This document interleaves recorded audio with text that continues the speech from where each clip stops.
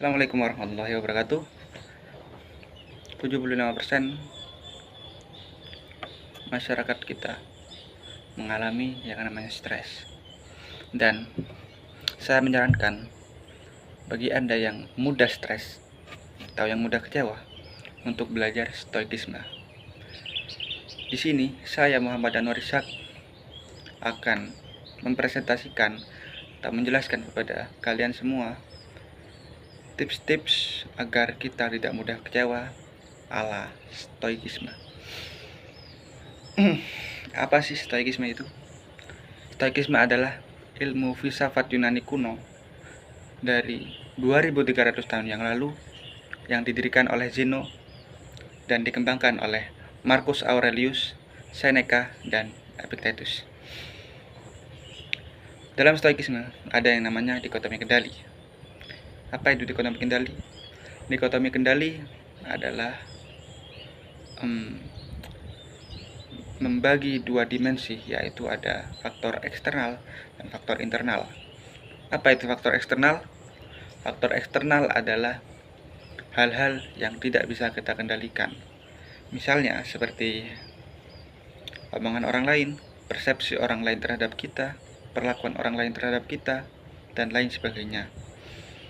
Sedangkan faktor internal adalah hal-hal yang bisa kita kendalikan, seperti persepsi kita, pikiran kita, respon kita terhadap perlakuan orang lain, dan lain sebagainya.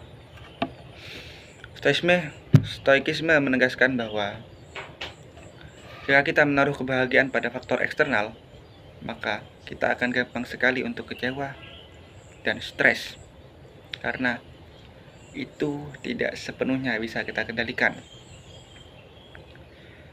Misalnya, jika kita berbuat baik kepada orang lain dan berharap orang lain akan membalas hal yang sama, lalu orang tersebut malah membalasnya dengan keburukan, maka kita akan kecewa karena kita berharap pada faktor yang tidak bisa kita kendalikan. Dari stoikisme inilah saya sadar bahwa kebahagiaan bukan terletak pada seberapa besar sebuah pencapaian, tetapi seberapa rasional sebuah harapan. Misalnya, jika saya mengharapkan 1000 dan mendapatkan 700, saya akan kecewa. Dan ketika saya mengharapkan 500 dan mendapatkan 700, saya akan senang. Lalu, pada stoikisme juga ada prinsip yang namanya premeditatio malorum. Premeditatio malorum adalah membayangkan atau memvisualisasikan hal-hal buruk yang akan terjadi di masa depan untuk mengantisipasinya dan tidak kaget ya, kalau hal-hal itu terjadi kepada kita. Ini sangat bertentangan mungkin pada zaman sekarang yang kita diajarkan selalu berpositive thinking.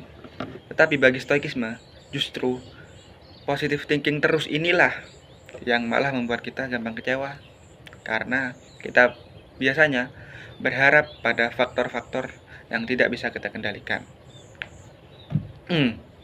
Itu dulu, oke?